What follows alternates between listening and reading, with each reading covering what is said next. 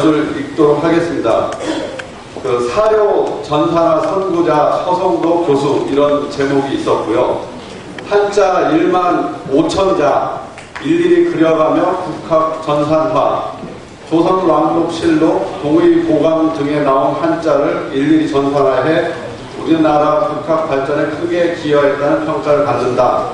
허 교수는 99년 한국사 사료연구소라는 이름으로 한자 전산화 작업 결과들을 공개해 국학 연구자들이 컴퓨터에서 활용할 수 있도록 했다. 이런 기사가 있었고요.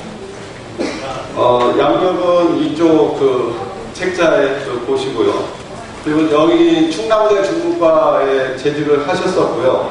또 유튜브에 가셔서 허성도 또 역사라는 키워드를 쳐보시면 뭐 이미 많이 보신 분도 계시겠지만 우리 역사 바로 알기 이런 강의가 있습니다. 한번 들어보시면 우리 민족의 자부심을 느낄 수가 있습니다.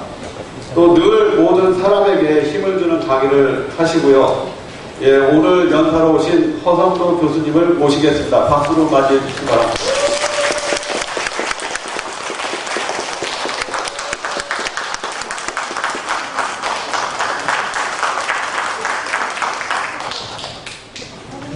저희가 이렇게 앉은 자리라 저도 평생 처음으로 앉아서 말씀드리겠습니다.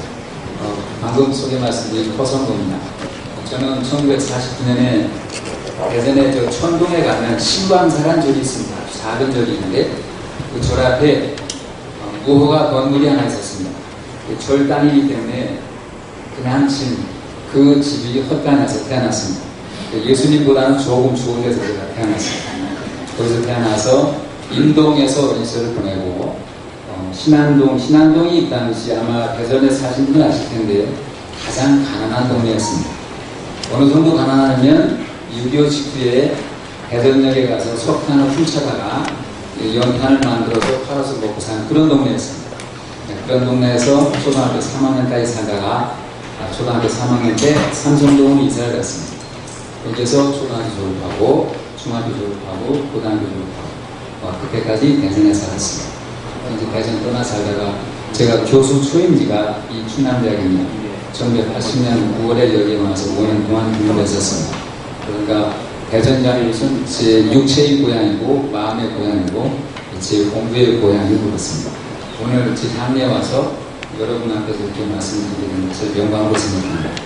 이 가운데 저보다 연배가 낮은 분들은 뭐 상관없는데 보니까 저보다 연배가 많은 어르신들도 계시고 그래서 말씀 잘못 드리면 큰일 나겠는데 어떡하지 하는 걱정과 함께 제 말씀을 시작하겠습니다. 제가 이 인문학 포럼을 보니까 새로운 및 인문학 제목이 이렇게 되어 있어요. 원래 저는 다른 데 가면 제 강연 제목은 항상 똑같습니다. 우리 역사 다시도 그런 말씀드리는데 이 새로운 및 인문학이라는 제목을 부른 순간에 다른 데 가서 계속 평생 떠들어대던 그 제목은 안 되겠구나 하고 논어로 바꿨습니다. 제가 다른 데 가서 논어란 제목으로 이렇게 말씀드리는 것은 평생 처음입니다. 그래서 제가 말씀을 잘 못 드리더라도 그렇게 했더니 처음 하는 사람이 저 정도는 괜찮다 이쯤 생각하고 들어주시면 그 은혜를 평생 잊지 않겠습니다. 한번 제가 드린 강연을 보시고 계신가요? 보시면 어떤 할아버지가 이렇게 주렁하게 앉아서 있는 그림이 있습니다. 여러분 다 아시죠? 노랭이라는 사람의 생각하는 사람이란 조각입니다. 왜 이걸 제가 쓰냐면 의도를 먼저 말씀드릴게요. 논어가 왜 중요한지 한 것을 아는 것이 오늘 강의의 목표입니다. 왜 그걸 아는 게 중요하냐면 결국은 관점의 변화입니다. 세계의 모든 철학은 결국은 관점의 변화입니다. 관점이 한번 변하면 사람이 변합니다. 그리고 역사도 변합니다. 관점이 변하면 불행했다고 생각하는 사람이 아주 행복해질 수도 있습니다. 물론 그 역부성장합니다. 이제까지 행복한 줄 알았는데 내가 불행했구나. 그것도 가능한데 관점을 바꾸면 거기서부터 모든 발전이 시작됩니다. 근데 의외로 우리는 관점이라는 문제에 대해서 고개를 약간 돌리고 살아온감이 있는 것 같다. 그래서 오늘은 논어와 함께 어떠한 관점의 변화가 있습니다. 그 관점의 변화가 우리를 어떻게 바꾸는가, 특히 그 당시 중국인들을 어떻게 바꾸는가, 이걸 보자는 것이 이 강의의 목표입니다. 그러니까 관점이라는 단어를 계속 단어듯이 보시면 좋겠습니다. 보시면 노동에 생각하는 사람이라는 조각입니다. 중고등학교 많이 보셨죠? 굉장히 유명하죠? 굉장히 유명한데 문제는 왜 유명하는가? 도대체 노동에 생각하는 조각은 왜 유명한가? 예를 들면요, 여러분 중앙대 조선고 학생이 지금 노동에 생각하는 사람 조각 그대로 만들어내. 그러면 똑같이 만들어냅니다. 그럼 그 학생이 만들어낸 생각하는 사람은 유명할까 유명하지 않을까요? 전혀 유명하지 않습니다. 심지어는 이 아저씨보다 더 이남도 만들 수도 있습니다. 그렇죠? 그런데 전혀 유명하지 않습니다. 오직 노동에 생각하는 사람이라는 이 작품이 전 세계의 사람들에게 유명한 조각으로 알려져 있습니다. 왜 그런가 하는 거죠. 근데 왜 그런가를 알려면 항상 주변을 같이 봐줘야 됩니다. 도대체 노동에 생각하는 작품이라는 이 조합은 어떠한 배경에서 나오게 되는가 한 걸 보시려면 그 페이지를 딱 보시면 아실 수 있습니다. 이 페이지 보시면 여러분이 너무나 잘 아시는 절세의 미녀가 있습니다. 보이십니까? 여러분 복사를 보니까 복사가 좀 안 되지만 딱 보시면 아시겠죠? 비너스상. 아직까지 인류 역사상 가장 아름다운 여인으로 되어 있습니다. 이 비너스상이 8등신을 정확하게 표시하고 있습니다. 그 옆에 보시면 다비드상입니다. 보시면 여자에서 제일 미녀는 제가 여기 복사하면 비너스고 옆에 남자로서 제일 잘생긴 녀석은 제가 여성이라고 부릅니다. 왜냐하면 세미나니까 뭐 이런 분 이따 소리 안 하겠습니다. 이제 가장 잘생긴 사람이 다비드상입니다. 보시면 이 비너스상을 보시면 여러분께서도 참 예쁘다는 생각 드시죠? 네, 드시죠? 참 예뻐요. 다비드상을 보시면 참 잘생겼어요. 전신상입니다. 여러분 노동에 생각하는 사람이 나오기 이전에 서양의 모든 조각은 여기서 보시는 전신상입니다. 머리에서 발까지 다 나옵니다. 혹시 안 졌더라도 전신이 다 나옵니다. 경우에 따라서는 토르손, 허벅다리까지 나옵니다. 그리고 그들의 모양은 반드시 대에 서 있습니다. 앉은 사람도 상체는 서 있습니다. 그런데요, 문제가 있어요. 노동에 생각하는 사람이 위대한 걸 알으려면 우리가 이 비너상 앞에서 무엇을 느끼는가를 봐야 됩니다. 자, 비너상 앞에 딱 서시면 서보시지 안 계시죠? 저도 못 가봤어요. 사진으로만 봤습니다. 근데 여러분, 비너상 앞에 섰다거나 여러분이 비너상의 사진을 계속 보신다고 봅시다. 참 예쁘죠? 여성들이 봐도 예쁘죠? 예, 여성 봐도 예쁘죠? 그러니 남자가 보면 얼마나 예쁘겠어요? 잘생겼다. 참 예쁘다. 이걸 한 10회에 반복합니다. 참 잘생겼다. 정말 잘생겼다.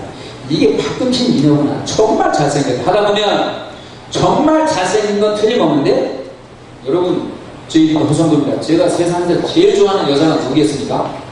우리 어머니. 우리 어머니가 아니에요. 우리 어머니가 비너스처럼 잘생기지는 못했어요.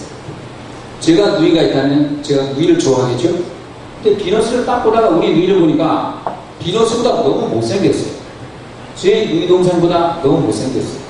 저도 사춘기가 돼서 여자친구가 생긴다 합시다. 아니 입만 뜨면 생각나는 그 내 애인이 비너스보다 못생겼어요. 어느 여인도 비너스보다 못생겼어요. 여성 여러분도 그런 생각 드시죠? 자, 이렇게 하다 보니까 비너스 앞에 서면 서수록 너는 참 예쁘고 잘생겼다. 그런데 우리 어머니는 아니야. 우리 누나도 아니야. 내가 그렇게 좋아하는 내 마누라도 아니야. 내 애인도 아니야. 이러다 보니까 비너스 앞에 서면 내가 왜소해집니다. 나라는 상관없는 미녀가 저기에 앉아있는 거예요. 그래서 비너스는 인간 속에 들어오지 못했습니다. 사실 신이죠? 인간 속에 못 들어왔어요. 부러워할 뿐 당신은 내가 아니야 하는 생각을 심어주기 시작했습니다. 자, 다비드 앞에 한번 서봅시다. 여성들은 다비드에서 이거 많이 보시면 안 돼요. 너무 잘생겼어요. 다비드 앞에 딱 서면 잘생겼죠? 코도 잘생기고 얼굴도 잘생기고 사내 새끼가 몸에도 너무 잘 빠졌어요. 멋있다. 멋있다까지 나옵니다.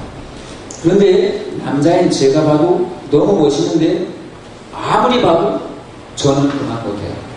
거울 앞에서 폴딱 보고 다비드 폼 딱 잡아도 절대 다비드가 아니에요. 내가 그렇게 좋아한 우리 아버지가 아니에요. 우리 아버지가 아니에요. 제가 어릴 때부터 그렇게 저를 보살펴주고 키워주는 가장 고마운 사람이 제 형입니다. 우리 형이 아니에요. 우리 형은 다비드보다 너무 못생겼어요. 여러분 동의하십니까? 너무 못생겼어요. 이렇게 보니까 비너스와 다비드 앞에 서면 인류는, 사람은 왜소해지는 거예요. 나는 당신이 아닙니다. 나는 당신이 아닙니다. 비너스 앞에 서는 사람 모두, 남녀 모두, 다비드 앞에 서는 사람 남녀 모두 부러워할 분 내가 아니에요. 동의하십니까? 네. 모든 사람이 내가 아니니까 인류가 아니에요. 그 조각 앞에 서면 사람은 왜소해지고, 이제 철학자들은 이거를 소외감을 느낀다라고 얘기하죠. 인류는 그 조각 앞에서 소외되는 거예요. 너희들은 아니야. 우리는 그렇지 않아. 고 생각했어요. 소외되는 거예요. 그래서 이들은 인간을 모델로 만든 조각이지만 인간의 모습이 아니었습니다. 동의하십니까? 인간이 이렇게 잘생기지 못했습니다. 분명히 인간을 조각을 해놨는데 그 속에서는 참 사람을 찾을 수가 없어요. 그러다가 드디어, 자, 봅시다. 비너스가 나온 게, 비너스는 밀로라는 사람 작품이라고 하는데 정확히 알려지지 않아요. 그냥 땅속에서 캔 거예요. BC 130년에서 BC 120년 사이에 나왔다라고 얘기합니다. 우리나라는 삼국이 생기기 전입니다. 신라가 생긴 게 BC 57년입니다. 그러니까 삼한시대 정도 그때 나온 거예요. 중국으로 말하면 한나라 시대쯤 됩니다. 그때 나온 거예요. 다비드는요, 미켈란젤로가 만들었습니다. 이 모습에. 그러니까 1500년경입니다. 그러니까 서양이 쭉 고대로부터 1500년 쭉쭉쭉 내려와서 로덴 시대까지 사람들은 조각에서 진실한 사람의 모습을 못 봤어요. 부러운 건 봤지만 진실한 나를 찾을 수 없었어요. 누구나 나는 너만 못하니까, 누구나 그러니까 인간 모두죠. 인간 모두가 조각 앞에서 인간의 참모습을 찾을 수 없었어요. 인간이 부러워하는 점만 그 속에 있었어요. 그러니까 그 앞에서는 모든 사람은 인류로부터 소외되었다는 느낌을 받게 됐습니다. 그러다가 드디어 로덴이 생각하는 사람이라는 작품이 나왔어요. 1800년. 로덴이 죽은 게 우리 3.1운동 일어나기 2년 전입니다. 1917년에 죽었으니까 아주 근세죠? 1800년 후반이라고 봅시다. 로댕에 생각한 사람을 딱 보시면, 여성 여러분, 로댕의 인물 좀 봐주세요. 미남입니까? 아닙니까?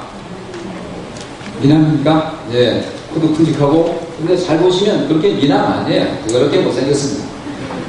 이 사람을 보면 이전의 모든 조각은 토로소이거나 전신상이 딱 되어 있었는데, 전신상이 아니죠? 쭈그러운 바가지 폼이에요. 쭈그러운 바가지 폼이에요. 근데 이 쭈그러운 바가지 폼을 한번 잘 보실까요?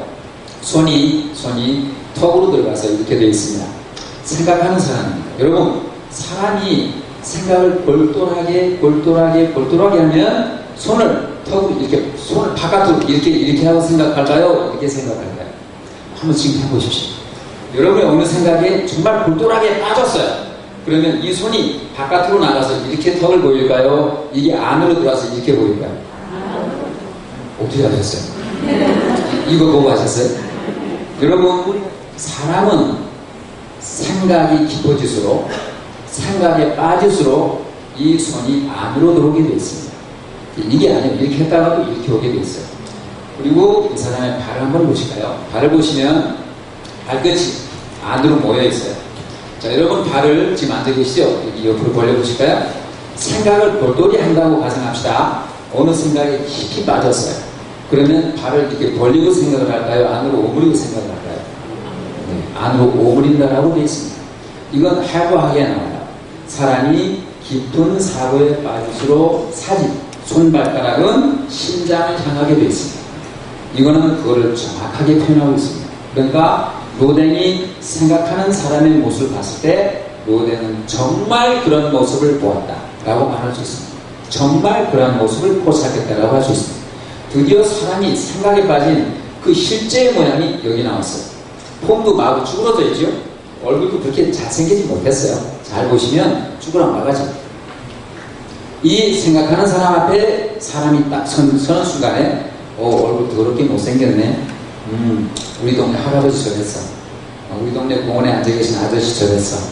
우리 아버지도 얼굴 저랬어. 쭈그런 바가지야.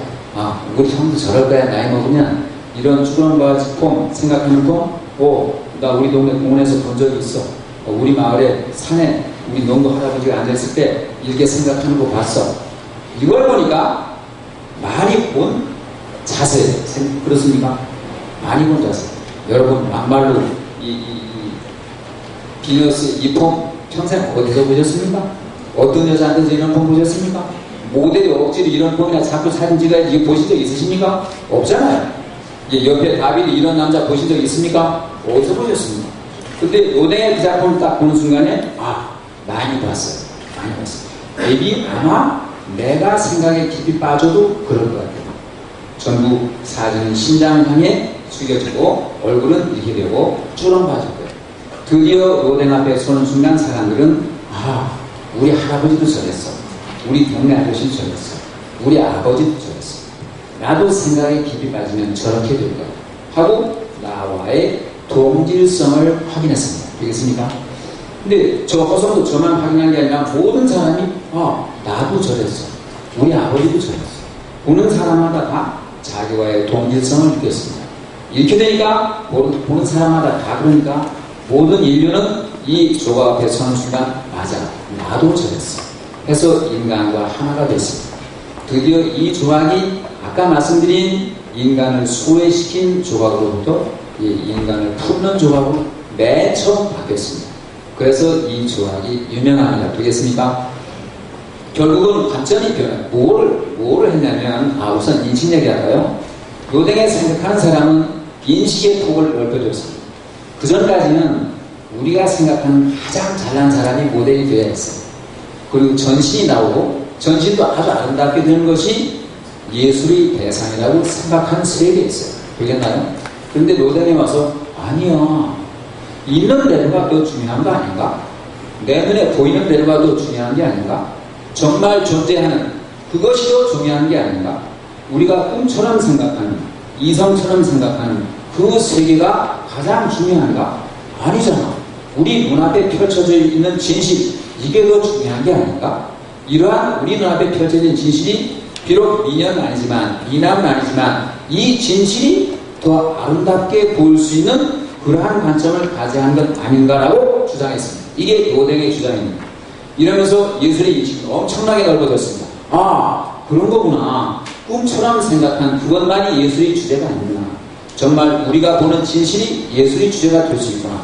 그래서 인식의 폭을 넓혀줬습니다. 인식의 폭을 넓혀주면 어떠냐? 과거에 생각 못했던 그 세계가 인식 속에 들어가니까 내 세계가 됩니다. 그럼 그게 내 세계가 되면 뭐가 좋은데? 뭐가 좋냐면 인식의 폭이 넓어질수록 우리는 진실에 다가간다라고 얘기합니다. 과거에는 몰랐던 진실들을 살아가면서 여러분 느끼신 거 많이 있죠? 이거 옛날에 알았으면 내가 좀 더 행복하게 살았을 텐데 그런 거 많죠? 그게 인식의 세계고 인식의 폭입니다. 그 인식의 폭을 결정적으로 넓혀준 것이 조각에서는 노댕입니다. 이러한 인식의 폭을 넓게 가지면 결국은 뭐가 중요하냐? 관점입니다. 어떠한 관점에서 보면 좁아 보이는 것이 어떠한 관점에서는 아주 폭넓게 보입니다. 자, 제가 이제 이 말씀 드린 이유는 공자는 도대체 뭘 하는 사람입니까? 여러분, 예를 들면요. 지금 공자가 나타났다 합시다. 충청남도 대덕군에 태어나서 충남대에 가는데 여기 있다 합시다. 여러분, 공자가 나타나서 인이 중요합니다. 인의 예지가 중요합니다. 하고, 종편도 나와서 떠들어대고, 그럼 그 사람 유명하겠습니까? 유명합니다. 왜? 다 아니까.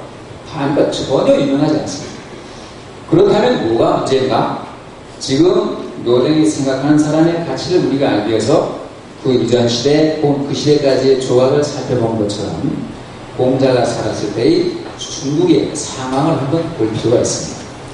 공자가 태어난 게 BC 551년, 중계 479년입니다. 이 시기를 중국에서는 춘추시대라고 합니다. 춘추시대도 사실은 이게 BC 770년서부터 BC 403년까지 춘추시대라 하거든요. 근데 정확한 게 아닙니다. 원래 춘추는 공자가 썼던 노나라의 역사책을 춘추라 이름 짓고 거기에 나온 시대를 춘추라고 합니다. 그럼 그때까지는 언제냐? BC 481년입니다. 여러분 생각해보세요. 공자가 479년에 죽었는데 춘추시대가 403년이면 공자가 죽고 나서 70년, 80년 지나야 춘추시대 끝나잖아요. 말이 안 되잖아요. 원래 춘추라는 책에 나온 춘추의 정확한 연대는 BC 770년서부터 BC 481년인데 전국시대가 BC 403년에 시작이 돼요.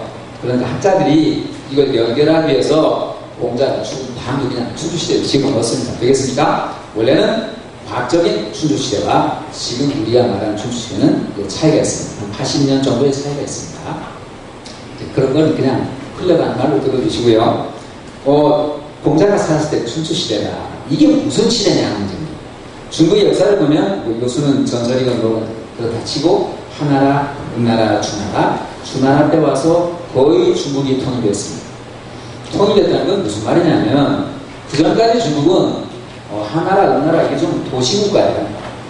동양에서는 도시국가라는 말이 발전하지 않았지만 성은 국가라고 했어요. 이제 한 성, 여기 있는 게 하나의 국가니까. 근데 세계사적 입장에서 보면 도시국가입니다. 한 도시가 국가가 됐어요. 중국이 땅덩어리가, 지금 중국 땅덩어리가 960만 평방킬로미터. 우리가 남북한 합쳐서 24만 평방킬로미터. 몇 배예요? 무지무지하게 많죠? 남한만 한 10만 평방킬로미터 되니까 중국 땅덩어리가 우리 한 96배쯤 됩니다. 꽤 크죠? 꽤 크죠? 엄청나게 큰 나라인데 아무리 나라가 커도 춘추시대의 상황을 보시면 여러분들 희망하실 거예요. 주나라 천자가 자기의 권력을 잃었어요. 그 지방에 살던 사람들이, 제후들이 나도 왕이야, 나도 왕이야, 나도 왕이야 하고 자기들의 힘을 과시하기 시작했어요. 이때 중국 전체에 있는 제후국, 성업국가, 세계사적으로 말하면 도시국가가 170개쯤 됐습니다. 중국이 아무리 크지만 170개 나라가 중국에 왁을 잇따라 그러면 여러분 신나하지 않습니까? 왜 그렇게 아시아의 종족인 중국은 분열이 됐냐? 아닙니다. 이 시대에는 세계가 다 그랬어요. 저는 항상 객관적 관점이 중요하다고 생각합니다. 중국만 보면 170개 국가가 왁을 거리니까 참 혼란스러운 나라 같지만 그때는 세계가 다 성업국가이고 도시국가였어요. 예를 들면 이 시대에 그리스는 어땠냐면 그리스는 BC 800년에서 BC 700년, 그러니까 여기랑 거의 같죠? 여기가 BC 770년이니까 70년 차이 나잖아요? 거의 같잖아요. 그리스는요, 사실 그리스란 나라 이름도 없었어요. 그리스란 이름 아주 나중에 생긴 겁니다. 이 당시에 그리스는 도시국가가 200개 있었습니다. 그러니까 엄청나게 많죠? 터키 지역까지 다 그리스에 들어갔어요. 도시국가가 200개 있었어요. 여러분이 아시는 아테네라든가 스파르타라든가 이런 건 그 수많은 도시국가 중에 하나였을 뿐입니다. 비교적 강한. 자, 중국도 똑같아요. 도시국가가 왁을 있었어요. 자, 여러분 봅시다. 170개의 국가가 존재하면 이 나라들이 뭐 했겠어요? 뭐 했겠어요? 싸우죠. 전쟁을 했어요. 내가 제일 강하다. 내가 천자를 모시겠다. 아니야, 네가 무슨 자격으로 천자를 모셔야만 내가 해야지. 두 놈 다 까부시면 내가 해야지. 170개 국가가 수없는 전쟁을 했습니다. 자, 여기서부터가 문제죠. 여러분, 170개 국가가 전쟁을 할 때 전쟁의 명분이 뭐였을까요? 예를 들면 우리나라 같으면 북한하고 싸우면 반공, 공산주의는 백성을 못 살게 한다. 그러니까 민주라는 가치를 가지고 또 자본주의라는 가치를 가지고 북한 사람들을 민주라는 가치, 자본주의 가치를 그들에게 보여줘야겠다, 알려줘야겠다. 이게 삶의 더 풍요로움입니다. 이런 명분이 있을 수 있어요. 근데 170개 나라가 마구 싸울 때 명분이 뭐겠어요? 없었어요. 딱 하나의 명분은 내가 더 천자를 잘 모실 수 있어요. 되겠습니까? 내가 더 천자랑 가까워요. 이거 이외에는 아무런 명분도 없어요. 문제는 여기 있습니다. 여러분, 명분이 없는 전쟁이 마구 발생할 때 백성들은 어떻게 살죠? 여러분 생각해 보세요. 아무런 명분이 없이 전쟁을 해요. 자, 전쟁을 하면 백성들은 아주 힘듭니다. 첫째 뭐가 힘드냐면 세금을 많이 내야 돼요. 동의하시죠? 칼 만들어야 되니까 참 만들어야 됩니다. 또 군대를 매겨 살려야 됩니다. 전쟁이 나면 세금을 많이 내야 돼요. 인류 역사상 초기부터 지금까지 가장 문제되는 건 세금입니다. 대한민국도 지금 세금 문제죠? 복지도 만든 자 세금 많이 내면 돼요. 여러분, 제가 대통령이라면요, 복지도 10년 내에 완전하게 만들 수 있어요. 조건이 하나 있어요. 여러분 1년 총 소득의 50%만 세금을 내주시면 돼요. 내시겠습니까? 웃으시면 안 돼요. 스웨덴이 지금 그래요. 스웨덴이 50% 정도의 세금을 냅니다. 정말입니다. 스웨덴 아는 사람이 하나 있어요. 젊은 사람이에요. 제가 이랬어요. 니들 젊으니까 적금도 들고, 한국이네요. 적금도 들고 저축하고 그러고 살라고 그랬더니 뻥 하는 거예요. 선생님, 스웨덴 사람 적금 안 들어요. 왜? 그랬더니 적금을 들 여유가 없는 거예요. 얘네들은 저축 안 해요. 저축할 여유가 없는 거예요. 50% 세금 내잖아요. 그 다음에 자동차도 월급으로 사요. 집도 월급으로 사요. 이게 다 월급으로 사요. 그러니까 가분하면 돈이 하나도 없어요. 적금 들거나 저축 못해요. 바캉스 처리하면 1년에 며칠 놀러 갔다고. 이게 최고의 부산들 보람입니다. 이들은 왜 사니 그러면 늙어서 편히 살까. 이제 연금 나오잖아요. 이래요. 그러니까 그들은 나이 먹어서 편히 살려고 평생을 고생해요. 여러분 뭘 선택하시겠습니까? 선택하세요. 50% 세금씩 내시든가 아니면 지금 좀 즐겁게 살든가 이래요. 자, 관점의 문제죠. 뭘 선택할 거냐. 그런데 170개 국가가 마구 전쟁을 하면 백성들은 전부 세금을 내요. 그때는 돈이 아니죠. 곡식으로 내죠. 곡식을 내면 먹을 게 없어요. 되겠습니까? 먹을 게 없어요. 그 다음에 세금은 첫째 문제. 둘째는 사랑하는 내 남편이 군대를 가야 돼요. 사랑하는 내 형이 군대를 가야 돼요. 예, 사랑하는 내 아버지가 군대를 가야 돼요. 그 다음에 이들이 돌아오느냐? 돌아오게 한 보장은 전혀 없어요. 전혀 없어요. 그러니까 가족이라는 것이 유지되기가 아주 어려워요. 동의되시죠? 여러분 가장 중요한 게 뭡니까? 가족이잖아요. 가족이잖아요. 어느 날 내 아버지가 없어져요. 어느 날 내 형이 없어져요. 어느 날 나도 군대 나오래요. 그런데 이것이 명분이 있으면 괜찮아요. 나는 무엇을 위해서 죽었다. 괜찮아요. 근데 왜 죽는지를 몰라요. 이 왕이 우리나라를 점령해요. 그럼 이 왕을 위해서 싸워야 돼요. 다음 날은 저 왕이 우리 동네를 점령했어요. 그럼 저 왕이 싸우려면 거기 가서 싸워야 돼요. 두 번만 그러면 괜찮은데 계속 바뀌어요. 170개 국가니까. 나는 왜 싸우는지를 몰라요. 이것을 무가치 시대라고 해요. 여러분 어떤 사람도 가치라는 단어를 하나도 생각하지 않는 사람도요. 살맛 나니? 살맛 안 나. 이 말이에요. 살맛이 난다 안 난다가 무슨 말이죠? 나는 살 가치를 느끼고 산다고 나는 살 가치를 못 느끼고 살아. 이 말이에요. 그런데 그 당시에 사람들은 살 가치를 전혀 못 느꼈어요. 왜? 언제? 왜? 누구의 명령으로 무엇을 위해서 죽어야 하는지를 모르겠습니다. 그러면 그 당시 사회가 엄청나게 혼란스러웠다는 걸 인정하시겠습니까? 제발 인정해 주세요. 인정 못하겠는데 그럼 좀 가야 돼요. 이 전제에 지금 제가 강의를 짜봤으니까 제발 좀 인정해 주세요. 오케이? 자, 그거 내가 평생 안 하겠습니다. 봅시다. 그러면 이러한 사회에서 국가는 왕들은 무슨 짓을 했을까요? 전쟁에서 이겨야 되잖아요. 그러면 왕의 최대 가치는 뭐겠습니까? 나라가 강해야 되잖아요. 나라 강한 거. 강하려면 무기 만들어야 되니까 돈과 권력만이 최대의 가치였어요. 돈과 권력만이 최대의 가치였어요. 국가에서는. 그러니까 사회에 어떠한 가치도 주어져 있지 않아요. 왜 사는지 모르고 왜 죽는지를 모르고 언제 죽을지를 몰라요. 그러니까 너무나 불안한 생애를 보내고 있었죠. 춘추전국 시대에 중국의 모든 사람들은. 그런데 여기 공자가 딱 나온 거예요. 나와서 여러분 우리 왜 사는지 알고 삽시다. 왜 사는지 알고 살면 지금 소령 살기가 힘들어도 우리는 가치와 보람을 느낄 수 있습니다. 가치와 보람을 느끼는 것이 행복입니다. 그랬어요. 여러분 지금 전혀 행복 모르시겠죠? 제가 여러분께 하신 말씀이 아니라 공자가 그딴 사람들한테 한 얘기입니다. 여러분 전혀 행복을 못 느끼시겠죠? 왜 그런지 아십니까? 삶의 가치가 전혀 없어서 그렇습니다. 우리가 왜 어떻게 살고 왜 살아야 중요한지를 알면 이 혼란한 시대 속에 살아도 우리는 행복이라는 걸 알 수 있습니다. 라고 주장했어요. 엉뚱합니까? 엉뚱하지 않습니까? 그 칼날이 왔다 갔다 하는 시대에 중국인 여러분 우리도 행복 좀 알고 삽시다 그랬어요. 맞아요, 안 맞아요? 우리는 행복이라는 말이 너무 흔해 터져서 별거 아닌 걸로 알지만 모든 종교는 행복을 위해서 존재합니다. 그건 다 똑같아요. 성경도 그랬고 불교도 그래요. 불교도 그래요. 열반이 뭐죠? 최고의 행복한 상태를 열반이라고 해요. 그 열반에 가는 게 불교의 목표입니다. 그렇죠? 불교 책에도 그렇게 나와요. 모든 종교가 다 그래요. 철학도 그래요. 칸트가 뭐라고 했냐면 철학이 행복을 위한 것이 아니라면 할 필요가 없다. 철학은 왜 하냐? 어떤 철학도 인류의 행복에 기여할 수 있어야 됩니다.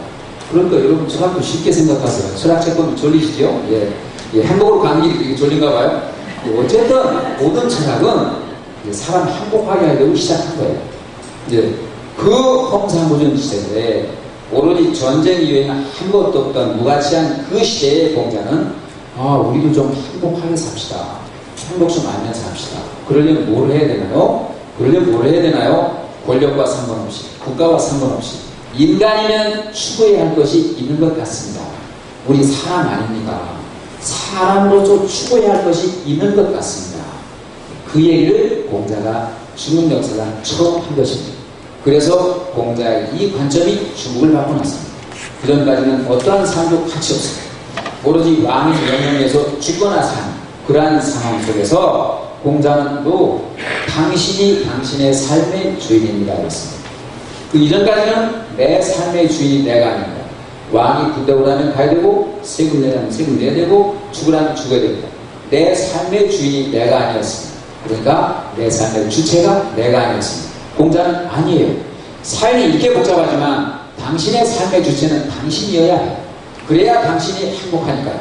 자, 그러면 어떻게 해야 당신의 주체가 행복해질까요? 우리 이거 생각해 봅시다. 라는 선언을 중국 역사상 처음으로 했어요. 그러니까 모den게 생각하는 사람처럼 공자는 그 시대에 태어나서 엄청나게 큰 일을 한 거예요. 동의하시겠습니까? 그걸 보는 순간 주민들의 관점이 바뀌었어요. 우리는 지금까지 왕들이 이거는 봤다, 전쟁만 봤다. 그러나 나를 보자, 나를 보자 하고 관점이 바뀌어서 안으로 딱 들어왔어요. 자, 그러면 나를 볼 때 어떻게 해야 나는 행복한가? 조금 나를 일반화시키면 인간이겠죠? 더 광범위하게 하면 인류겠죠? 인류는 어떻게 행복한가? 공자는 그거에 대해서 몇 가지 주장을 했습니다. 그래서 이제 알아보도록 하겠습니다. 제가 아주 친절하게도 여기 쭉 써왔습니다. 공자가 주장한 건 인의 예지. 근데 인의 예지 뭐 다들 들어서 아시죠? 근데 인이에요. 인이 제일 중요해요. 의는 사람과 사람의 관계에서 어떻게 하는 것이 가장 바른가? 정의로. 그러니까 의는 내 문제가 아니에요. 내가 다른 사람을 만났을 때, 내가 외부 세계를 만났을 때 필요한 게 의입니다. 내가 혼자 생각하고 살아갈 때 나의 주인은 인이에요. 인의 예지에서 제일 중요한 건 인입니다. 되겠습니까? 예는 질서죠. 에티켓입니다. 질서. 이건 뭐냐면 인과 의를 어떻게 조화시키면 좋은가? 그것을 조화시킨 것이 예입니다. 그러니까 예는 인의를 하면 나오게 되어 있습니다. 지라는 건 뭐냐? 지혜죠. 인의를 잘 알아서 버리지 않는 것이 지혜다 그랬어요. 인과 의를 나는 잘 알고 있는가? 무엇이 인인 줄 알고 있는가? 무엇이 정인 줄 알고 있는가? 이거 잘 알고 버리지 않으면 그게 지혜라고 했어요. 그러니까 인의 예지를 딱 보시면 인을 알면 나머지 된다라고 생각하시면 되겠습니다. 인의 예지를 내가 갖추고 그걸 남에게 베풀 수 있으면 그걸 덕이라고 했습니다. 그러니까 인의 예지 덕이 결국은 다 인 하나에서 나옵니다. 그래서 오늘은 여러분과 도대체 공자가 말한 인이란 무엇인가 하는 것을 알아보는 시간을 갖도록 하겠습니다. 한번 볼까요? 제가 제목을 어떻게 붙였냐면요. 인의 뜻은 무엇인가 했어요. 인의 뜻은 무엇인가. 어디 뜻을 먼저 알아야죠. 이 동양은요, 서양하고 한 가지 다른 게 있어요. 사고방식이 달라요. 동양과 서양이 어떻게 다른가를 수많은 학자들이 연구를 했습니다. 근데 최근에 니스베츠라는 사람이 생각의 지도라는 책을 냈어요. 지도는 지도인데 생각의 지도래요. 그건 그 사람은 뭐냐면 문화 심리학자라고 보시면 돼요. 지역에 따라서 인종에 따라서 사람의 생각이 다른가?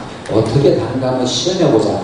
그래서 그 사람이 제자들은 아주 다양합니다. 언어학자도 있고요, 심리학자도 있고요, 철학자도 있고요. 수많은 사람이 만나서 동양과 서양이라는 걸 한번 나눠진다고 가정하고 이들의 사고방식을 분석해보자 이런 실험을 했어요. 근데 그 실험들이 상당 부분은 설득력을 가져요. 모든 사람이 다 동의하는 건 아니에요. 근데 상당 부분은 설득력을 가져요. 그 중에 하나가 뭐냐면 동양 사람들은 종합적 사고를 한다. 서양 사람들은 분석적 사고를 한다. 근데 이것만 가지고 이제 여러분 이해가 잘 안 되시죠? 종합적 사고는 뭐냐면요. 동양 사람들은 뭐 하나를 보면 주변을 같이 봐요. 꼭 주변을 같이 봐요. 서양 사람들은요. 어떤 존재가 있으면 그것만 봐요. 예를 들면 이러한 엄청난 차이가 있습니다. 여기 애기 엄마들 많이 계신가요? 아이들 기를 때 어떻게 기르시나요? 아이들 놓고 이게 뭐지? 병이야, 병 이렇게 가르치나요? 엄마가 병 들고 있지? 병이야, 병 굴러가네? 이렇게 가르치죠. 자동차 장난감 있잖아요. 여러분 아이한테 자동차 장난감 가르칠 때 어떻게 가르치나요? 엄마들이 자동차가 가네, 띠띠빵빵 하고 가네 이렇게 가르치죠. 신기하죠? 사과 빨갛지? 이렇게 먹을 수 있어. 이렇게 가르쳐요. 서양 애들은 절대 그렇게 가르치지 않아요. 컵, 따라서 해봐. 컵, 따라서 해봐. 컵. 자동차면 절대 굴러가지 않아요. 이렇게 가르쳐요. 알겠습니까? 우리 토끼를 딱 주면 토끼가 깜축깜축 뛰어 이렇게 가르치잖아요. 근데 서양 사람들은 rabbit 이렇게 가르쳐요. 그 사람들은 명사 중심입니다. 명사가 언어의 핵심이에요. 예를 들면 백화점 여러분이 갔다 오셨어요. 물건을 너무 잘 사온 거야. 아주 값싸고 너무 좋은 거 사왔어. 우리 뭐라고 하죠? 야, 잘 사왔다 하잖아요. 그 사람은 뭐라고 하죠? Nice choice. 좋은 선택. 그치? 좋은 선택. 그치? 좋은 말입니다. 맞죠? 일 참 잘했네. 당신이 정말 잘했어요. Nice job. 그게 끝이에요. 우리는 일을 잘했네 하잖아요. 이게 동사 소수로가 들어가면 무슨 문제가 나냐면 저것과 관계를 설명해 줍니다. 되겠습니까? 계속 관계를 설명해요. 그래서 서양 사람들은 뭐 하나를 딱 보면 주변 상황을 같이 봐요. 서양 사람들은 딱 그것만 봐요. 되겠습니까? 그래서 서양 사람들은 그림을 그려도 원근법을 철저하게 지켜요. 원근법 맞죠? 가까이면 크게 보이고 멀리면 작게 보이죠? 서양의 그림을 보시면 원근법이 정확히 지켜져 있습니다. 그런데 문제가 있네요. 원근법이 정확히 지켜졌다는 말은 누군가 그 풍경을 봤단 말이죠. 봤단 말이잖아요. 몇 명이 봤습니까? 몇 명이 봤습니까? 한 명이 봤어요. 화가 혼자 보면 그러니까 한 사람 눈이 원근법이잖아요. 이 사람 저 사람 원근법이 들어간 그림이 있어요. 이게 피카소 그림입니다. 이 사람이 보면 이게 커 보이잖아요. 이 사람이 이게 커 보이잖아요. 원근법이 엉망진창이죠. 엉망진창이 아니라 여러 사람이 본 원근법을 하나의 화폭이 남아본 겁니다. 동양화를 잘 보시면 원근법이 전혀 없습니다. 맞아요, 안 맞아요? 저 뒤에 있는 산이 이렇게 커요. 나는 산을 볼 때 산을 본 거예요. 커요. 또 다른 것도 봐요. 커요. 사람 하나죠? 네, 이런 게 있어요. 이렇게 봐요. 동양 사람들은 이 전체를 아주 다양하게 봐서 종합적인 사고를 가진다라고 생각해요. 되겠습니까?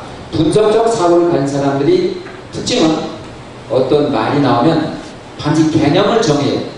정확한 말 뜻이 나. 동양은 개념 정의가 없어요. 이 뜻은 뭐다? 예를 들면 공자가 넘어졌을 때 이는 이런 뜻이다. 내가 말한 의는 이런 뜻이다. 내가 말한 예는 이런 뜻이다. 내가 말한 지는 이런 뜻이다. 이렇게 말했으면 논어 공부하는 사람들이 얼마나 편하겠습니까? 그런데 제자가 볼 때마다 답이 다 달라. 맞죠? 이거를 또 어떤 사람은 공자는 너무 현명해서 제자의 수준에 맞춰서 그렇게 대답했다라고 거짓말해. 뭐 거짓말입니다. 동양은 개념 정의를 하지 않아요. 그냥 그 경우에 맞으면 써요. 맞습니까? 이게 종합적 사고를 하는 사람들은 보편적으로 다 그렇다는 게 증명이 됐어요. 그런데 이 인이해지도 정의를 잘 안 했지만 인만은 정의를 하게 나와요. 논어를 보시면 봐요. 제가 잘한 분 도둑이에요? 저 안경 도둑이에요? 안경 도둑이 아니에요? 예.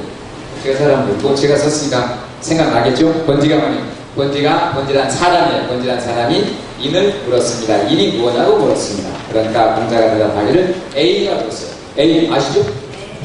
A는 아시잖아요. 이렇게 쉽게 대답했어요. 예, 논어도 쉽게 보면 쉬워요. A니까 사람을 사랑하는 거라고 그랬어요. 애자는 원래는 사랑하다는 말은 동양에 없습니다. 여기 연세 드신 분들 제가 67인데요. 제가 데이트할 때까지 사랑이라는 말 안 썼어요. 사랑해 이런 말 안 했어요. 제가 67입니다. 저보다 연세 드신 분들 아내한테 사랑해 이런 말씀 많이 하셨어요? 안 하셨죠? 감사합니다. 난 했는데 그러시죠? 제가 또 뭐가 됩니까? 제가 67인데 제가 데이트할 때 20대 데이트할 때 사랑하라는 말을 안 했어요. 제가 유학 갈 때 혼자 갔어요. 대만에. 왜 혼자 갔을까요? 돈이 없어서.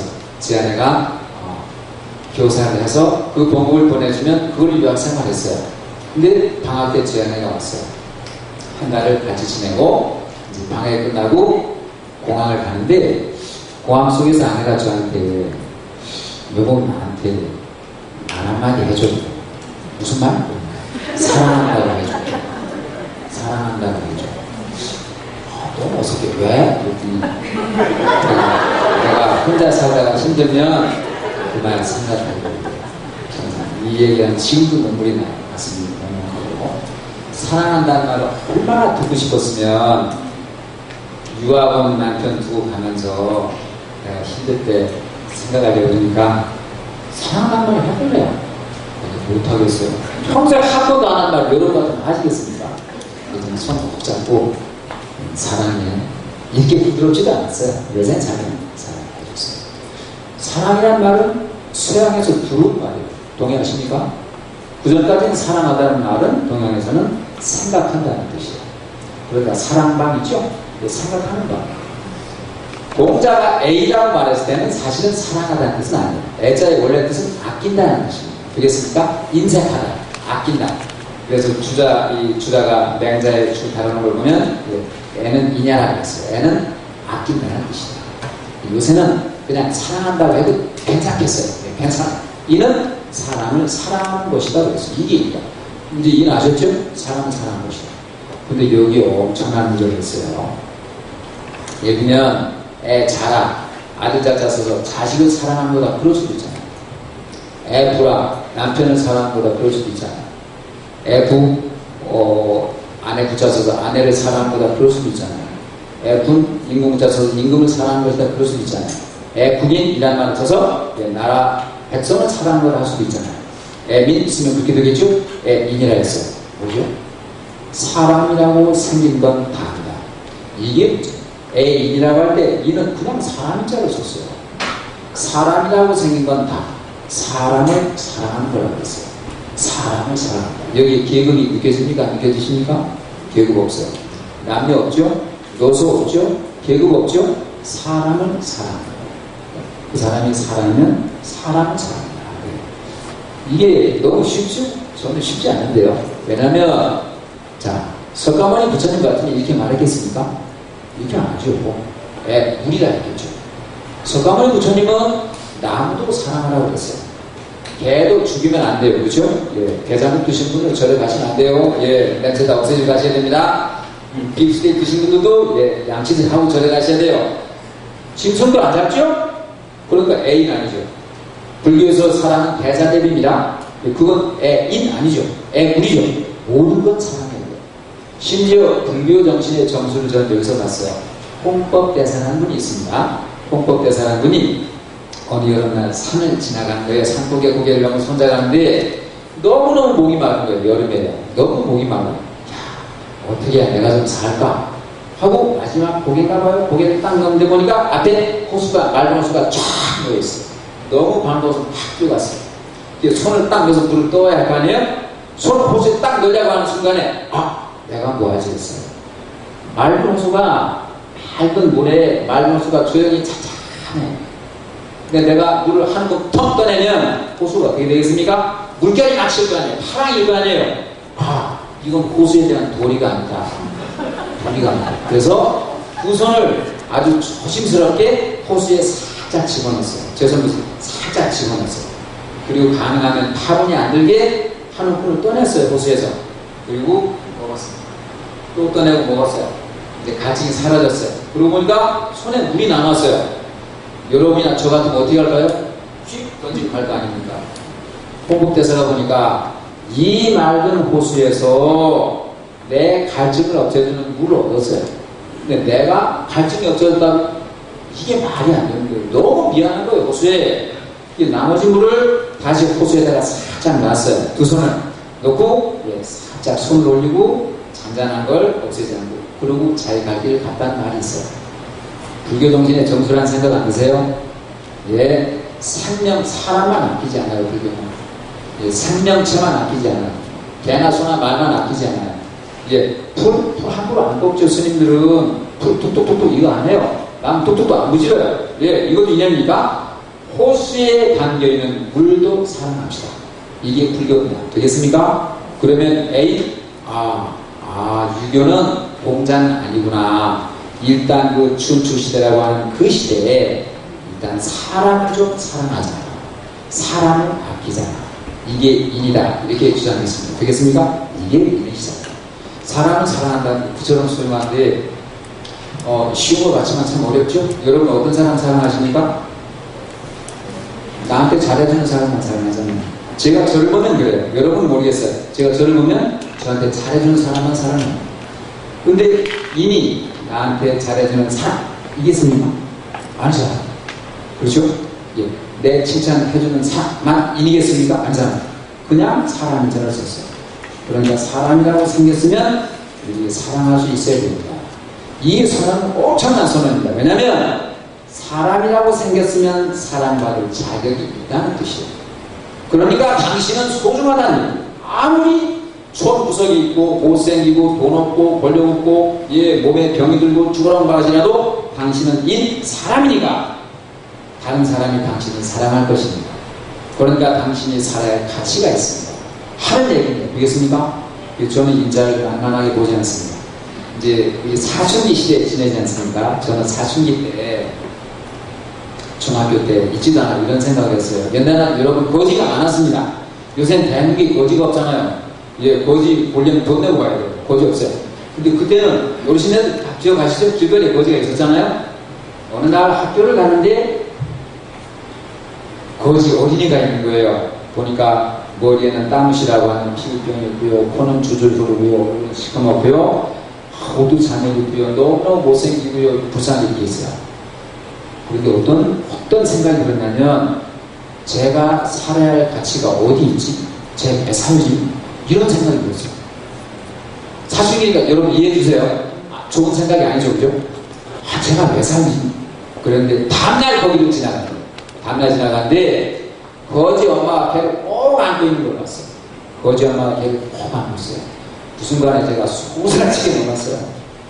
저 엄마한테는 어저께 내가 이렇게 무시했던 이 사람 못나죠, 그죠?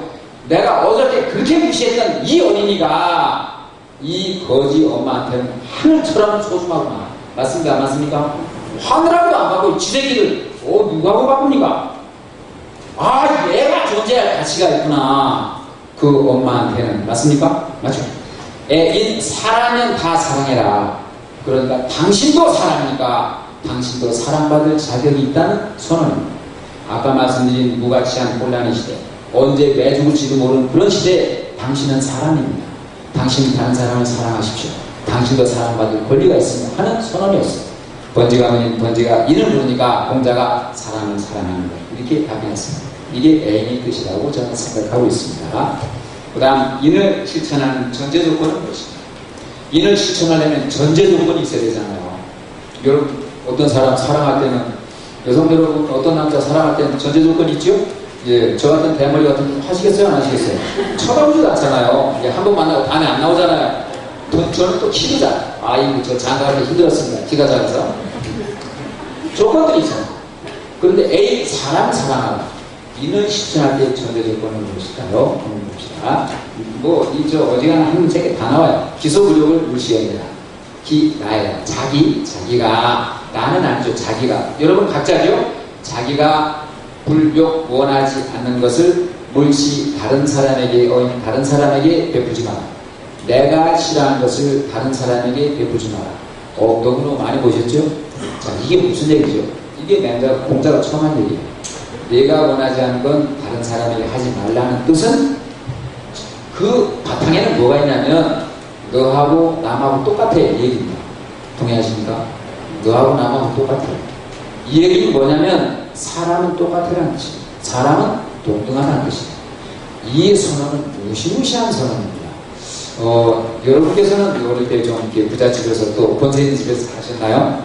여러분 제 얘기에 동의해 주시겠나 안 동의해 주시겠나 보세요. 좀 가난하고 좀이 아니라 찢어지게 가난하고 집안에 권세가 없으면 무슨 생각이 드냐면 다른 사람은 다 똑같고 나만 다른 것 같아요. 여러분 그런 생각 안 드셨어요? 예를 들면 저희 집에서 먹는 반찬은 저희 집에서만 먹고 남들은 부잣집 잘난 사람 집에서는 이거 안 먹는 것 같아요.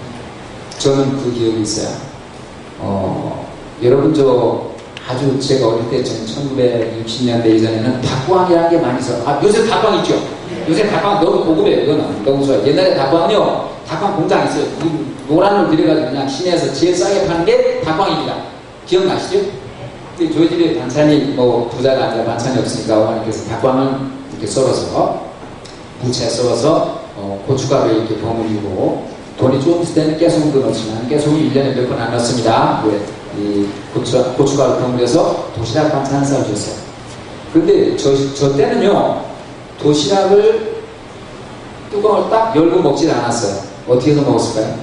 연세 드신 분들 알아요. 반찬은 가리고 먹었죠. 반찬은 가리고 먹었죠. 왜 그러죠? 부끄러우니까. 그런데 여러분 화장한 일입니다. 왜 부끄럽죠? 아니 반찬을 내놓고 먹는 게 왜 부끄럽죠? 왜 부끄럽냐면 이런 반찬은 나만 먹는 것 같아요. 남들은 다 좋은 반찬 먹는 것 같아요. 그러니까 반찬을 가린 겁니다. 동의하십니까? 그런데 저한테 위기가 왔어요. 도시락을 싸갔는데 그나저나 학교에서 빨리 끝난 거예요. 빨리 집에 가라. 집에 가 도시락 먹어라. 근데 제 친구가 부잣집에 가 있어요. 걔는 저 고등학교 교장 선생님이에요. 지금 야 우리 집 가서 놀다 가자. 그래 가면 놀다 가자. 이제 노는데 그 어머니께서 밥 먹자 하시는 거예요. 가만히 있어봐. 나 도시락 있는데 저보고 너 도시락 있니? 그러니까 예 있어요 그랬어요. 제가 그럼 가져와라 같이 먹자. 그런데 큰일 났어요. 밥상에 이렇게 반찬이 있는데 우리 집 반찬이랑 다른 거예요. 거기에다가 도시락을 열고 닭광, 고춧가루 뿌린 닭광을 내놓으시고 먹는 거예요. 왜? 저는 지구상에서 우리 집만 그거 먹는 줄 알았어요. 가난하니까. 여러분 이 제신들 이해 되십니까? 못 살 때는 그런 생각 들어요. 나만 먹는 것 같은데 이거를 얘 어머니가 야 도시락 가져와 같이 먹자 하는 거예요. 어떻게 가시고?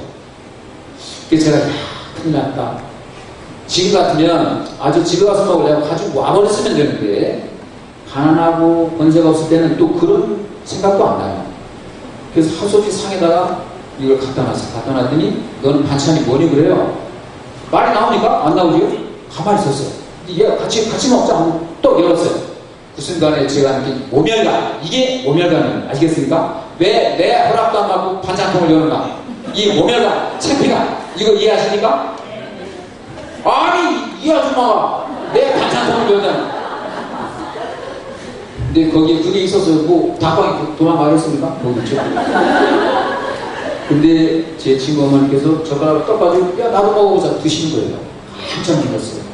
야 교장 선생님 사모님도 닭광을 드시나? 근데 드시더니 맛있네? 여러분 옛날에 신모라는 게 있었어요. 집에 신모 있죠? 아줌마 이리 와봐. 우리도 이거 만들어봐. 맛있는데 이러는 거예요. 제가 했어요.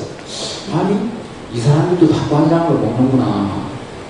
그때 제 친구 어머니랑 친해졌어요. 처음으로 소외감을 느끼지 않고 동질성을 느낀 거예요. 되겠습니까? 인간이 동등하다, 동질하다는 걸 알면 여러분 세상 살기가 훨씬 편해집니다. 그런데 여러분 머릿속에 그냥 여러분이랑 바뀌어요. 괜찮죠? 우리 머릿속에는 알지도 모르는 전혀 모르는 사이에 저놈은 나랑 달라, 저녀는 나랑 달라 깔려 있어요. 부잣집이고 거제집이 살면 뭔가 나랑 다를 것 같은 거예요. 또 공부 잘하는 자식도 있죠. 저 자식은 나랑 다를 것 같은 거예요. 이게 동일성을 인정하지 않는 자세입니다. 인정하시나요? 이게 심해지면 처절한 고독, 소외 속에서 살 수밖에 없어요. 남은 나랑 다르니까. 그런데 사람이 다 똑같다는 걸 알고 나면 어렵게 쉬워요. 제가 예를 하나 들어드릴까요? 충남대학에 서울대학 교수가 돼서 갔습니다. 서울대학 교수가 딱 되고 보니까 다른 교수들이 있을 거 아니에요? 다른 교수들이 다 제가 대학 때 의사님들이에요. 그러니까 제가 이게 말이 교수님 쫄다고 중에 쫄다고 아닙니까? 그런데 한 달에 한 번씩 회식을 하시는 거예요. 또 참 회식하기가 싫었어요. 저는 술을 잘 못 마셔요. 술 먹으면 의사에서 사야 돼요. 못 마셔요. 근데 회식을 가면 재미가 있어야 할 거 아니에요. 재미가 하나도 없어요. 매 음식 얘기, 어디 가면 뭐가 맛있다는 음식 얘기밖에 안 나요. 차라리 사이언스 학문 얘기를 하면 제가 별거라도 있잖아요. 그것도 안 하세요. 나중에 보니까 서로의 자존심을 건들지 않으려고 공부 얘기도 안 하고 무슨 얘기도 안 하고 자존심 걸리니까 그러니까 애매한 얘기가 날씨 얘기, 음식 얘기밖에 없잖아요. 너무 재미가 없는데 그렇게 2년을 제가 지냈습니다. 지내다가 나중에 휴식하기가 싫어서 안 갔더니 저를 아끼는 교수님이 계셨어요. 그래서 그러면 안 돼요. 그러면 혼자 외톨이 되니까 시간 좀 가깝다 해서 나갔어요. 그런데 이 판을 깨야겠어요. 그런데 이 선생님들은 저도 하늘처럼 보였어요. 여러분 우리 초등학교 때 선생님 하늘처럼 보이지 않나요? 대학 선생님 더 하늘처럼 보이죠. 저한테 하늘처럼 보였어요. 깰 수가 없는데 그날은 작정을 했어요. 어떻게 깼는지 아십니까? 술을 너무 먹었어요. 마시고 다짜고짜 제가 한 말씀 드리겠습니다. 그때 쳐다보세요. 이 자식이 이렇게 쳐다보세요. 응당 패설을 하겠습니다. 응당 패설 쫙. 그때 저는 드디어 선생님들한테 한 말씀 듣겠구나. 이 자식아, 내가 우리 회식자라고 은사님들인데 감히 여기서 응당 패설을 해? 이러실 것 같았어요. 근데 응답표시 다 끝나니까 박수를 치고 바짝대서 박수 치고.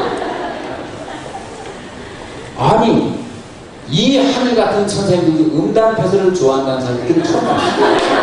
너무 즐거워하시고. 여러분 응답표시 좋아하십니까? 더 좋아한 거 한번 할까요? 아이고, 강연보다 그게 낫죠? 나가십시오.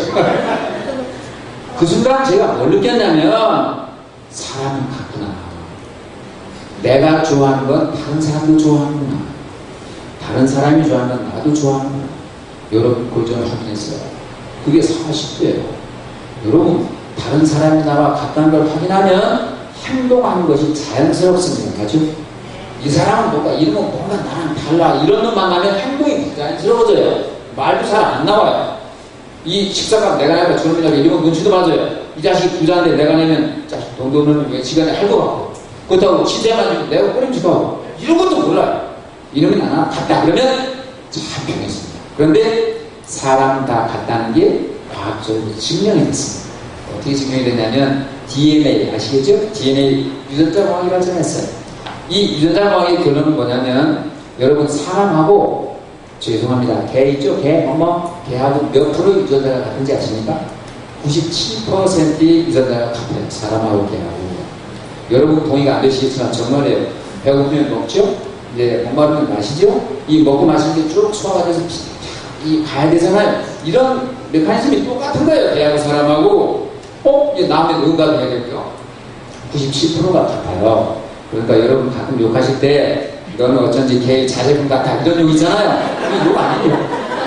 97%가 똑같은데 개의 자제분 무슨 욕이 되겠어요? 그거 하셔도 괜찮습니다. 이제 해보셨어요. 어떻게 저 아줌마는 제일 크게 웃으시네요. 예, 원숭이 있죠? 원숭이가 유인원 사람 원숭이부터 나왔다고 되어있죠? 원숭이와 사람 유전자가 98%가 똑같습니다. 98%가 똑같아요. 아, 과학입니다. 그래서 제가 물었어요. 제 친구 중에 아주 똑똑한 애가 있어요. 한국에서 노벨상에 가장 접근한 10명의 학자를 들어라는데 이놈이 들어가요. 얘를 만나서 야, 내가 좀 알아야 할 게 있다. 그럼 사람끼리는 원숭이하고 98% 같으니까 사람은 98% 무조건 다 똑같은 거 아닙니까? 그죠?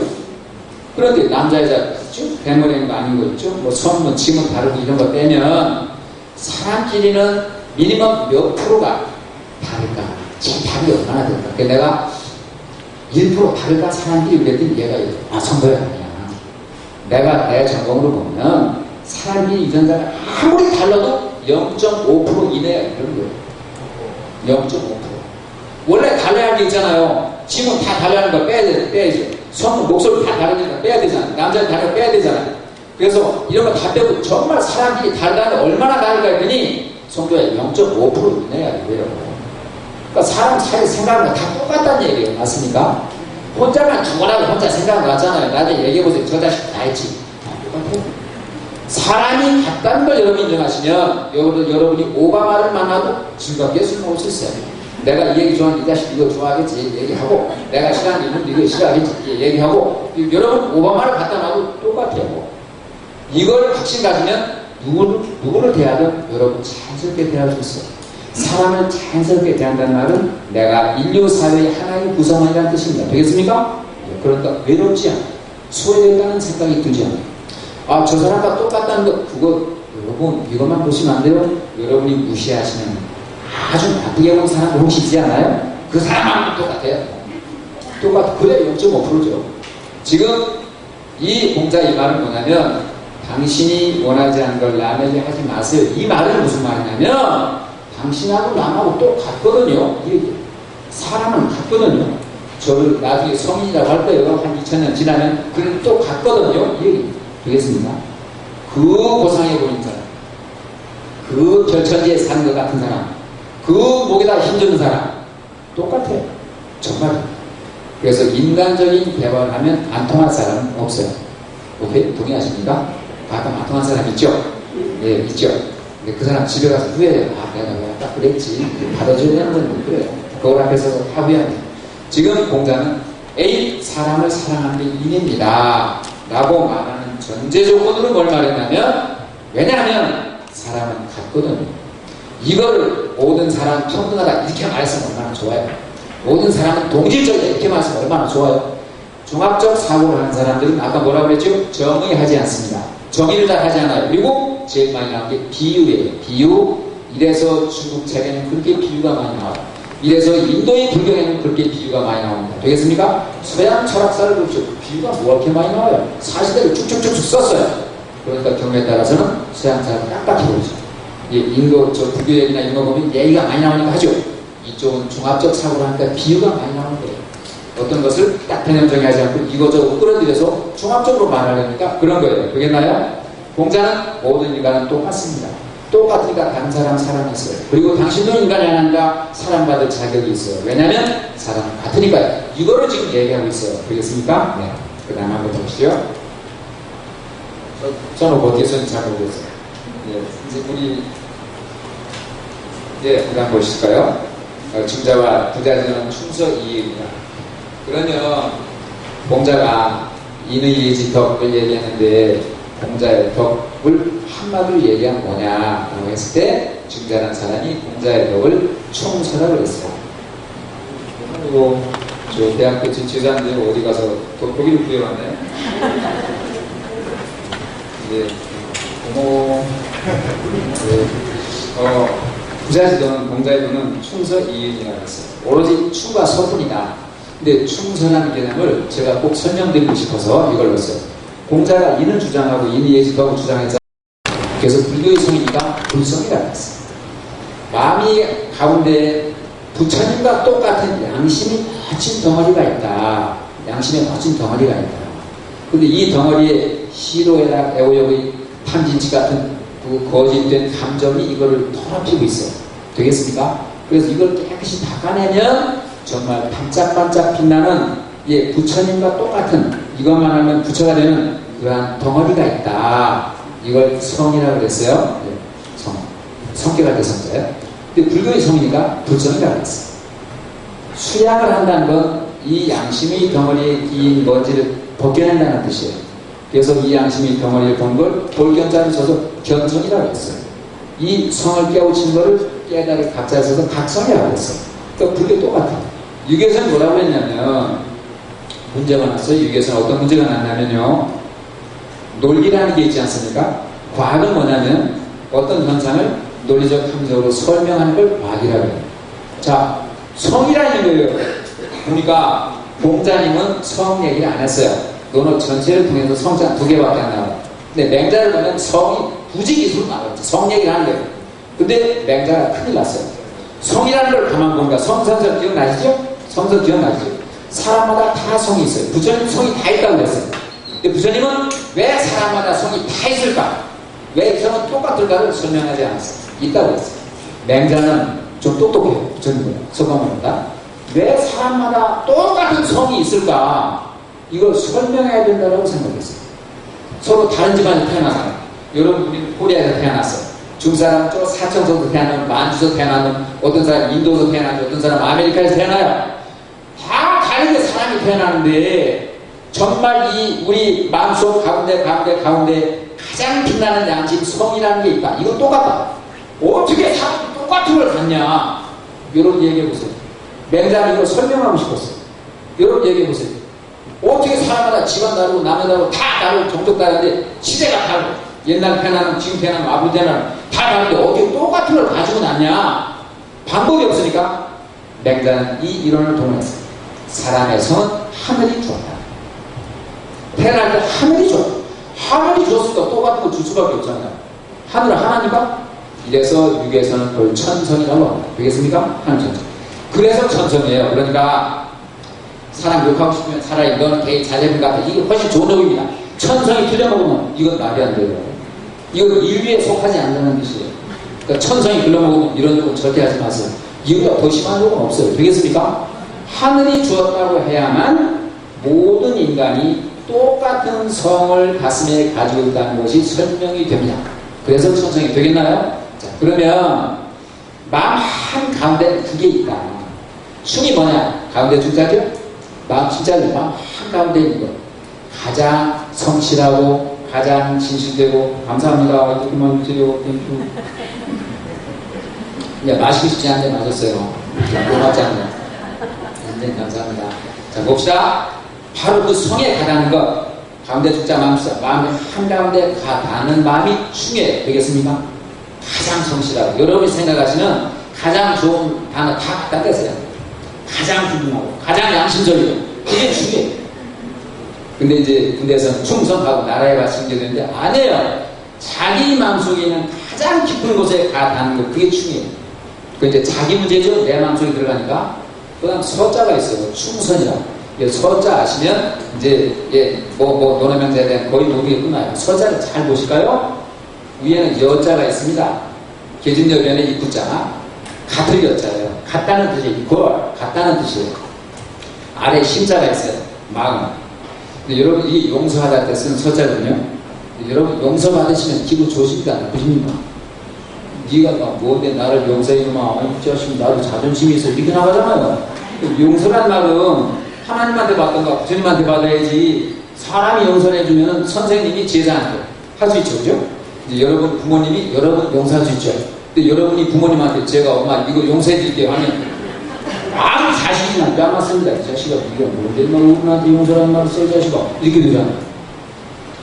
문제가 있네요. 이게 용서할 철자거든요. 용서는 본래 뭐길래 논어에 나오는가.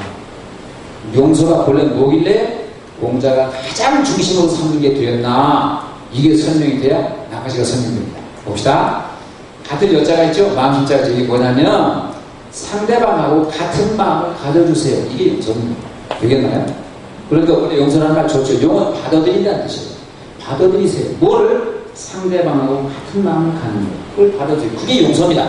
그러니까 용서라는 말 그렇게 좋은 말이잖아요. 근데 우리는 장을 세주가 높은 놈이 낮은 놈 봐준 게 용서 같잖아요. 아닙니다. 저는 상대방과 내가 같은 마음을 갖는 것. 그게 용서입니다. 그런데 현대 말하는 용서가 동정심이에요. 동정심 보실까요? 같은 동자잖아요. 감정정자잖아요. 감정을 상대방하고 똑같이 가져주는 마음, 그게 동정심입니다. 근데 여러분 동정 받으시면 기분 좋습니까? 싫으십니까? 기분 개떡같잖아요. 네가 뭔데 나를 동정해 자식아. 네가 나보다 잘 사는 것도 없잖아. 이렇게 나가잖아요. 근데 원래 동정은 그렇게 얘기할 게 아니에요. 나는 너와 같은 감정을 가져줘. 그게 동정입니다. 신기하게 영어도 똑같아요. 영어로 동정이 뭐죠? sympathe입니다. sim은 S-Y-N 혹은 S-Y-M 이거는 같다는 뜻이에요. 하나로 하다. 여러분 여러 명이 수영장에 가서 똑같이 이렇게 춤추는 거 있죠. 싱크로나이즈. 하나로 만든다는 뜻입니다. 싱크로나이즈는 하나화된다. 그러니까 싱크로나이즈는 혼자 하는 일이 없어요. 여럿이 같이 똑같은 걸 하죠. 싱은 하나로 하다. 똑같다는 뜻이에요. 심패티, 감정이라는 뜻이에요. 그 동정을 그대로 번역한 게 심패티입니다. 여러분 환장하겠죠? 동정이 똑같아요. 심, 하나로 하다. 같다. 패, 감정. 동정하고 똑같잖아요. 감정을 같이 하다. 그러니까 동정은 아주 좋아요. 상대방과 감정을 같이 가져주는 것. 그런데 이 시대에는 동정이라는 단어가 없었어요. 서자를 썼어요. 용사를 서자는 같은 여자, 마음심자, 상대방과 마음을 같이 가져주는 것. 이게 동정심입니다. 되겠나요? 이것이 중요해요. 용서는 내가 높아서 아랫사람을 이해하는 게 아니고 높거나 말거나 상대방과 마음을 같이 가져다오. 그러면 그게 용서다. 왜 같이 가질 수 있죠? 사람은 같으니까. 이해 못할 경우는 없다. 사람은 똑같으니까. 같은 마음을 가질 수 있다. 되겠습니까? 저는 이걸 공부하고 동정이라는 말을 참 좋아하고 나서 우리 한오백년이라는 노래가 다시 들렸어요. 여러분 한오백년 아시죠? 5절이나 4절 아십니까? 한많은 이 세상 냉정한 세상 동정심 없어서 나는 못 살겠니. 동 한번 해봐. 한번 해봐. 제가 한번 해드릴까요? 제가 한마음 이 세상 냉정한 세상 동정심 없어서 나는 못 살겠네.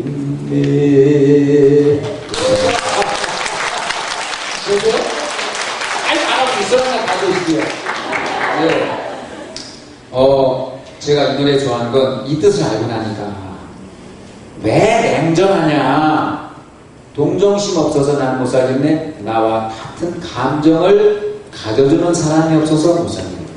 이보다 더 철저한 소유가 어디 있겠습니까? 그렇죠? 철저한 소유를 느낀 겁니다. 사람은 소유가 느끼면 안 되죠? 사람이라고 하는 것. 이 사람이기 때문에 같이 느껴야 된다는 거죠. 그래서 충서가 맹자노른 사상은 깊이에 들어가 있습니다. 다른 사람과 감정을 같이 가져라. 이렇게 됐어요. 그럼 보실까요? 3번입니다. 그러면 인이라는 것 중에 맹자가 공자 그렇게 말하면 끝입니까? 누가 할 거냐? 누가 해야 되잖아. 누가 할 거냐? 근데 내게는 다른 사람이 나에게 해줬으면 좋겠죠. 그런데 동화에 보면 안현이라는 사람은 공자가 가장 아끼는 제자였습니다. 자기보다 더 아낄 정도였어요. 근데 제자가 공자보다 먼저 죽었어요. 안현이라는 사람이. 안현이라는 제자가 죽었을 때 공자는 이렇게 말했어요. 하늘이 나를 버렸구나. 하늘이 나를 버렸구나. 여러분 얼마나 그 사람을 아끼고 사랑했으면 제자가 죽었는데 하늘이 나를 버렸다고 하겠어요. 그렇죠? 예, 하늘 같은 존재였습니다. 공자가 아들도 먼저 죽지 않았어요? 예? 예, 공자가 좀 그래요. 예, 좀 불행했어요. 개인적으로 따지면 아들도 먼저 죽었어요. 이제 손자가 급이라는 손자가 있었습니다. 예, 사람 인자 옆에 미치급자예요. 근데 사전 찾아보시면 이게 소민급자예요. 여러분 자기 손자에게는 남 소개라고 소개급자를 썼겠습니까? 저는 그것도 되게 궁금해요. 맹자 가게 보면 아들도 빨리 죽었어요. 좀 불행해. 손자가 결국은 할아버지 사상을 추천하게 됩니다. 손자는 똑똑해서 괜찮아요. 봅시다. 안현이 인을 물었어요. 그러니까 자발 공자가 말하기를 우인은 유인 보세요. 아닌 인양을 물었어요. 여러분 제자들이 묻는 거 보면 다 인을 물었죠. 근데 정말 대답한 게 다르죠. 예. 앞뒤 상황이 전부 생략이 되잖아요. 시간 나면 그 대화를 하겠습니다. 우인은 하위자를 하다 누구나 인을 행하는 것은 유기 나에게서 연만다. 유자는 오늘날 중국에서 많이 쓰여요. 피동형에서 영의 말처럼 쓰입니다. 유자 다음에 나오는 경우가 주체가 되겠습니까? 나에 의해서 유는 연유하다라는 뜻도 있고요. 연유하다 혹은 몸에 의하다라는 뜻이 있어요. 인을 행하는 것은 유기 나에게서 연유한다 이렇게 보시면 돼요. 인은 누가 하냐? 내가 하지. 아니나 내가 인을 강조했다. 그런데 선생님이 나에게 인하기를 내 친구들에게 너에게 인하기를 많은 사람들이 너에게 인하기를 바라지 마라. 내가 해야 한다. 내가 한다. 되겠습니까? 네, 내가 한다. 하지 유인 보세요. 다른 사람이 하는 것이 된다. 그랬어요. 이는 내가 한다. 되겠습니까? 사랑으로 넘치는 사람은 사랑을 넘치게 받는 사람이 아닙니다. 내 가슴 속에 사랑이 넘치는 사람. 그 사람이 사랑이 넘칩니다. 지금 거의 같죠? 다른 점이랑 같죠? 보시면 인이란 그 개념을 내가 강조했지만 이는 내가 한다고 했어요. 내가 한다. 그래서 인의 주체를 명시해놨습니다. 아니나 다른 사람이 너에게 인을 베풀기를 기대하지 마라. 오케이? 내가 해라. 내가 이 길은 누구나 자기입니다. 되겠습니까? 누구나의 자기예요. 그러니까 자기가 행할 때 풍성해진다. 풍성해진다. 여러분 인정하십니까? 정말 인을 행하시면 풍성해집니까? 풍성해지죠. 그게 스님들도 그러시고 기독교에서도 그럽니다. 근데 인을 행하고 사랑을 행하고 정말 가슴이 풍성해진 게 언제 풍성해진지 아시나요? 인을 행하고 남한테 말 안 했을 때 남한테 말 안 하고 있으면 가슴 속에서 이게 노가면서 풍성해집니다. 근데 인을 행하고 사랑하고 자비를 베풀고 야 나 이거 했거든? 하고 얘기를 하기 시작하면 이게 말로 비틀어집니다. 그래서 하나하나 똑같아요. 이게 성경에도 나와. 사랑을 행했으면 가만히 있어라. 그럼 하나님이 보상해준다. 내가 여기서 말하고 폼잡고 좋은 박수 하면 하늘나라에서 줄 상이 없다. 똑같죠? 예, 인을 행했으면 입을 꽉 닫고 가슴을 꽉 닫고 있으면 인이 사랑이잖아요. 남을 사랑했는데 그 사랑이 내 속에서 부글부글하고 싹도 트고 얘기 쫙 온몸에 꽉 찹니다. 한번 경에다가 시험해 보시면 참 좋을 것 같습니다. 제가 경험담 얘기해 드리고 싶은데 얘기하면 내 사랑이 날아가니까 못하겠습니다.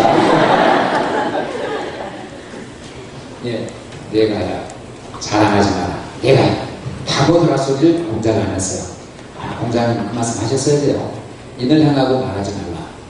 내 몸과 가슴에 당하라.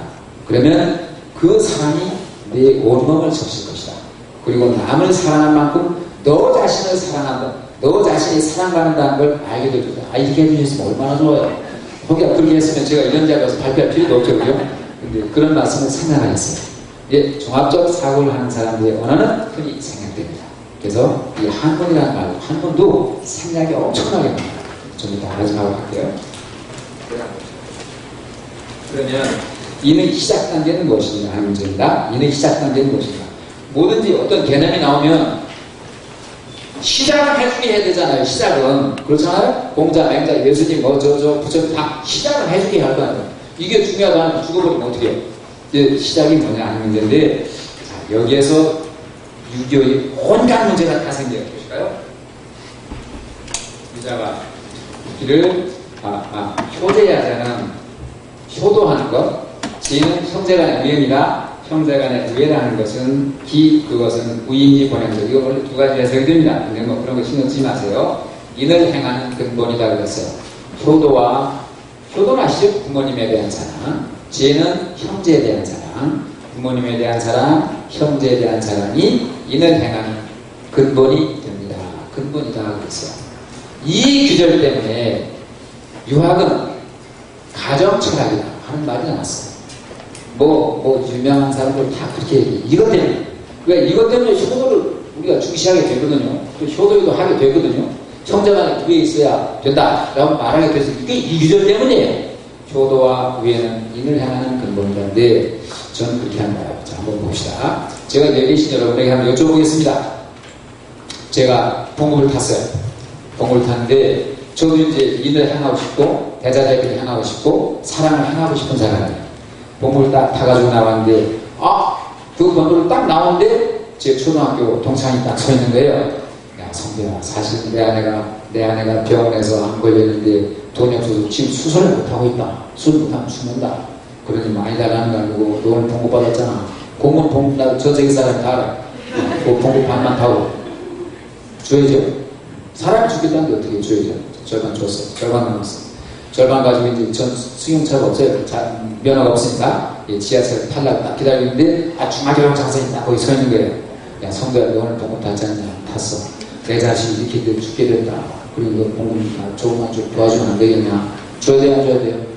사람이 죽게 생겼는데 어떻게 해요? 안 주면 나중에 평생 후회되잖아요? 이렇게 또 남의 절반 줬어요. 그럼 이제 2분의 1 절반 남았습니다. 집에 딱 올려보는데 아파트 경비 아저씨가 선생님 잘 만났습니다. 이래가지고 지금 내가 죽게 생겼습니다. 나 돈 하나만 도와주세요. 어떻게 나머지 다 죽었죠? 집에 들어왔습니다. 제가 사랑을 행했습니까? 안 행했습니까?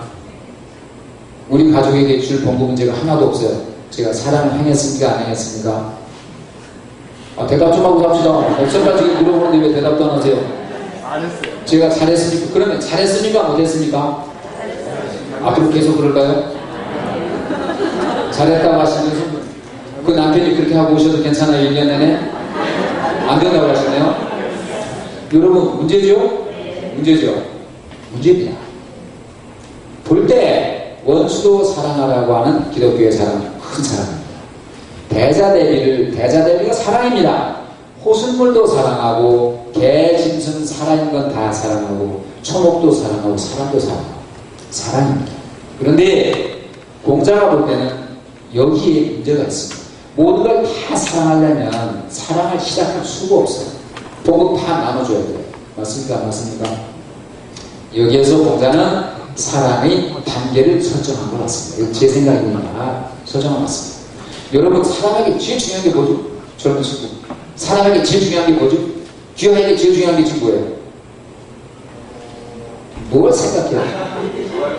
네? 그렇죠. 전제. 이거 생명이라고 해요. 생명이에요. 사람한테 제일 중요한 게 생명이잖아요. 여러분에게도 저에게도 제일 중요한 건 생명입니다. 여러분에게 그 소중한 생명을 준 사람이 누구죠? 어머니 아버지잖아요.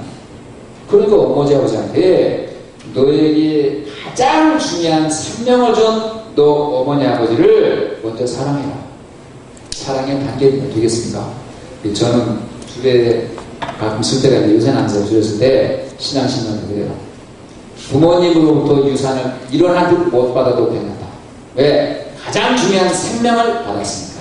그렇게 저줄여서 잘해줄? 제일 중요한 건 줬으면 되죠. 왜 돈까지 줍니까? 그 소중한 생명을 받았으니까 부모님한테서 일어난 돈 유산을 못 받았어도 너희들은 부모님을 사랑해야 할 의무가 있다. 이거를 효라고 합니다. 이게 되겠습니까? 제일 소중한 거 받았습니다. 그러니까 엄마 아빠 몰라요. 나는 미국으로 입양 보내고 엄마 아빠 여기 살아요. 그래도 찾아오잖아요. 왜 찾습니까? 생명의 근원을 찾는 거예요. 그게 본인은 말 안 하지만 내 생명의 근원을 찾는 거예요. 뭐 어머니 아버지 돈 받으러 왔겠습니까? 찾고 싶은데 되겠나요? 가장 소중한 너에게 가장 소중한 생명을 준 그 사람입니다. 그 사람을 먼저 사랑하세요.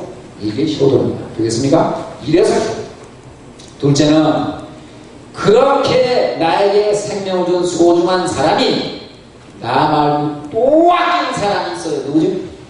형제죠. 다섯 손가락 깨물어서 안 아픈 사람 없잖아요. 맞잖아요. 내가 가장 나에게 생명을 준 이 소중한 양반들이 나 말고 또 사랑하는 사람이 있어요. 나하고 똑같이. 내 형제들이잖아요. 그러니까 여기보다는 사랑해라. 이게 우애예요. 형제간의 우애는 그겁니다.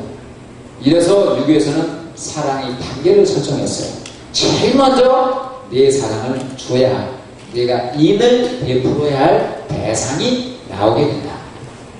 가장 너에게 중요한 걸 준 아주 이기적이죠. 이게 보면 공짜처럼 이기적이잖아. 제일 중요한 거 준 사람 먼저 사랑해야 이기적이죠. 이게 제일 중요한 거 준 사람은 부모다. 그 부모가 너 말고 또 세상에 사랑하는 건데 형제다. 거기 먼저 사랑해야. 이게 사랑의 순서다. 그래서 효도와 인의 기본 근본이라고 봤습니다. 그러니까 이걸 행하고 이제 맹자에 오면 이래요. 내 어머니를 사랑하느냐? 내 부모를 사랑하느냐? 사랑합니다. 그런 것처럼 이웃의 부모도 사랑하잖아. 이웃의 부모, 그 자식이 내가 내 엄마 아빠 아낀 것은 걔는 그 부모를 아낀다. 그러니 거기도 내 부모처럼 좀 사랑해보자. 이러면 사랑이 넘친다는 얘기. 내가 내 자식을 사랑하냐? 사랑합니다. 그런 것처럼 남의 자식도 좀 사랑해주자. 이래서 세상이 천하에 넘치게 된다는 게 맹자가 한 말입니다. 되겠습니까? 이게 사랑의 원리입니다. 그 다음 보십시다.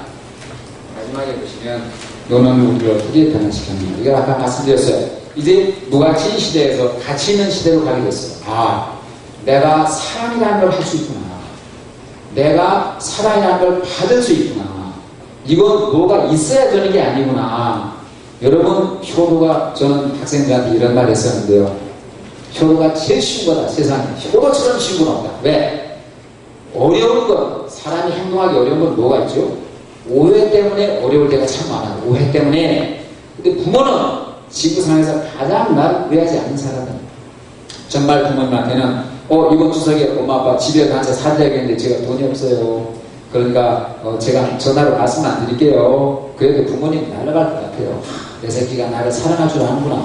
이것 때문에 날아갈 것 같지 않습니까? 그러니까 가장 효도가 쉽죠. 왜 꼭 돈을 합니까? 정말 효도는 엄마 아빠 정말 내가 엄마 아빠 좋아해. 자주 생각나. 어젯밤 꿈에도 엄마 봤어. 엄마 뒤집어집니다. 맞아요. 내 새끼가 나를 생각한다는데 그렇게 효도 가장 쉽죠. 그러니까 일을 시작하기는 어렵지 않다. 이 공자 생각입니다. 되겠습니까? 어렵죠. 누구나 할 수 있다. 누구나 할 수 있으니까 사람은 똑같다 하는 얘기입니다. 그래서 이 무가치한 시대에 아니다. 내가 사랑할 수 있구나. 그리고 내가 사랑을 받을 수 있구나. 이 사랑은 어렵게 될 게 아니구나. 조건을 갖춰야 되는 게 아니구나. 나도 가치 있는 삶을 살 수 있고 행복한 삶을 살 수 있구나. 이걸 준 게 공자입니다. 다음 보시면 가치 없는 시대에서 같이 추구할 수 있다는 얘기입니다. 그다음 상대적 박탈감도 마찬가지예요. 인을 실행하고 사랑을 해보고 내 가슴에 사랑이 넘치고 그러다가 감사가 넘치면 내 생에 빛나거든요. 여러분 요새 제가 제일 싫어하는 말이 있어요. 개인적으로 상대적 박탈감이라는 얘기입니다. 여러분 신문에 그 언론에 잘 나죠?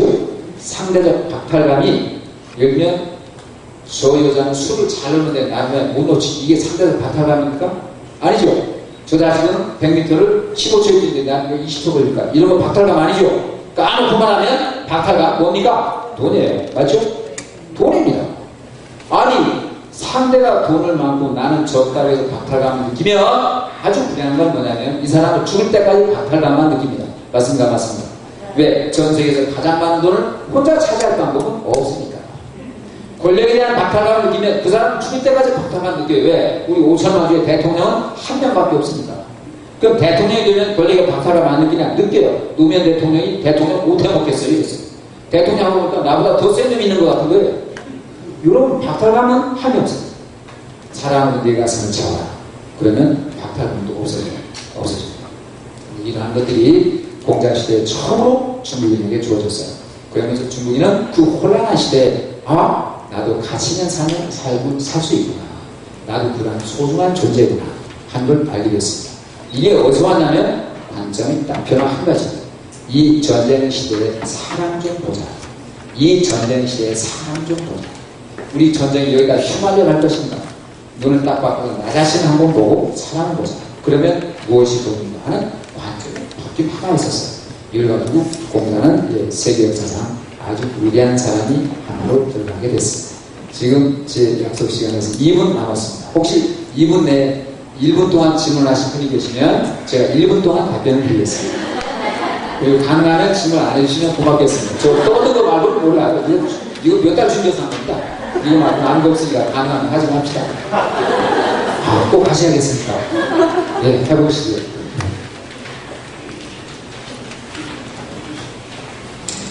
이 얘기하는 사람들 그렇게 질문하지 말라고 호소를 해도 꼭 손 들고 질문하시는 교수님 대전에 오셔서 정말 진심으로 환영합니다. 감사드립니다. 교수님 요즘에 우리 사회가 한참 혼란스러웠던 갑과 을의 문제가 있었지 않습니까? 네. 근데 우리는 객관적인 입장에서 저는 가끔 그 어떤 방황을 했습니다. 왜냐하면 아까 저기 교수님이 관점 이야기를 하셨는데 우리 자본주의 국가에서 갑과 을의 관계는 형성이 되는 거는 우리 알고 있지 않습니까? 그런데 그 관점의 가치를 학문적인 가치에서 논해야 되는가 아니면 물질적인 관점에서 논해야 되는가 우리 자본주의 국가의 그 혼란스럽게 하는 어떤 인간적인 면을 저는 지금 말씀드리는 거거든요. 네, 그래서 우리는 학문을 하는 사람이기 때문에 가끔 그 인터넷 그 댓글을 단 걸 보고 제가 가끔 제 자신의 정체성을 잃을 때가 있습니다. 말씀해 주시면 감사하겠습니다. 사실은 질문의 내용이 너무 많아서 여러분이 여기 10시간 앉아 계실 수 있다면 하겠습니다. 네, 그렇죠? 너무 많았어요. 사실 엄청나게 큰 문제 하셨어요. 하셨는데 그냥 질문에 대한 답변 아니고 제가 하고 싶은 말씀 그냥 빗대서 드리겠습니다. 갑을 문제가 나오죠. 갑이 나오고 불평등 문제도 나오고 불만도 나오고요. 우리 사회가 혼란스럽다는 말도 나와요. 그런데요, 정말 여러분 행복하게 살고 싶으시면 제가 꼭 한 가지 권고드리고 싶고요. 또 여러분 자제들을 행복하게 살게 만들고 싶다면 이러한 권고를 드리고 싶어요. 제가 볼 때 이 사회가 혼란스럽고 내가 어지러운 이유는 이런 말씀 드리면 좀 그런데 그냥 드릴까요? 네. 우리나라 국민들이 책 안 봤을 거예요. 책 봐야 돼요. 왜 그러냐? 국민들이 책을 안 보고 보는 게 뭐죠? 신문입니다. 여러분 꼭 봤을 때 신문이라는 것은 객관적 진실을 절대 전하지 않습니다. 문제점 우위주의 사고방식을 하게 되어 있습니다. 신문은요, 아무리 좋은 사람도 다 좋지만 이런 문제가 있어요. 이게 신문입니다. 이 공무원은 다 좋지만 이런 문제가 있어요. 이게 신문입니다. 여러분 신문 보면 우리나라 공무원 몽땅 부정부패 다 한 거 같죠? 안 한 사람이 훨씬 많아요. 인정하십니까? 근데 이 공무원은 토요 시간 끝났는데도 이렇게 일 열심히 했대요. 이런 기사 보신 적 있으십니까? 없습니다. 신문은 문제적 의주의 사고방식을 하는데 문제적 의주의 사고방식은 어떠한 문제를 갖냐면 행복해지지 않아요. 어느 경우에도 문제점만 지적하니까. 근데 대한민국의 모든 사람들이 여기에 쩌여 있어요. 그래서 행복해야 할 사람들이 좀 불행하다고 생각해요. 이게 문제입니다. 이 언론의 폭력을 벗어나려면 국민들이 책을 많이 봐야 돼요. 시집도 보시고 수필집도 보시고 철학책도 보시고 예의책도 보시고 소설도 보고 책을 많이 보면 자기 사고가 다양해지고 진실을 찾아가는 안목이 생깁니다. 근데 이걸 안 보고 뉴스만 듣고 신문만 보니까 자기도 모르게 문제점이 사고치고 꽉 저리더라고요. 지금 여기에 계신 여러분은 모두가 행복해 하셔야 돼요. 왜 그런지 아십니까? 병원에 안 계시잖아요. 여러분 입원하셨을 때 그때 추억으로 돌아가 봅시다. 뭐 원하셨어요? 비나하고 돈이 벌리고 하는 내가 이 병원 나와서 저기까지 걸어갔으면 한이 없겠다라고 생각을 했잖아요. 지금 여기 앉아 계시잖아요. 행복하셔야 됩니다. 그런데 그 생각이 싹 사라졌어. 그리고 불만만 생기는 거예요. 왜? 언론은 여러분에게 불만이 없으십니까? 빨리 불만을 가지세요. 어떻게 불만이 없이 사십니까? 이렇게 가르쳐요. 이거를 벗어나려면 독서 이외에는 길이 없습니다. 정말 독서 많이 하십시오. 교회 나가시면 성경 좀 많이 보세요. 절에 나가시면 불교 많이 보세요. 정말 많이 보셔야 돼요. 소설도 많이 보시고 아무 데도 안 나가시면 수필집도 보시고 그래야 우리가 맑고 고운 생각을 하고 생활을 할 수 있어요. 근데 제일 큰 혼란은 뭐냐면 책을 안 보면 혼란해요. 책을 보면 혼란스럽지 않아요. 뭐가 혼란스러워요? 혼란스럽지 않아요. 여러분 우리나라에 청년 백수가 많죠? 제 아들도 백수입니다. 이랬어요. 야, 지금은 엄마 아빠가 먹여준다. 그러나 영원히 먹여주지 않는다. 너 먹고 살 게 없을 때 우리 노동판에 가면 하루 일당이 10만 원입니다. 여러분 거 아십니까? 인천에 남동분만 가시면 10만 원 줍니다. 제가 사는 옥천은 8만 원 줍니다. 너 노동해라. 10만 원, 8만 원 받으면 먹고 살 수 있어. 너 그게 먹고 살아 그랬더니 아빠 노동학교에 걱정 마세요. 청년 백수가 많죠? 외국인 노동자가 150만이 들어가 있습니다. 왜 그렇죠? 힘든 일 안 하려고 하니까 그렇잖아요. 왜 직장이 없어요? 힘든 일을 안 하려고 하는 거지 왜 직장이 없습니까?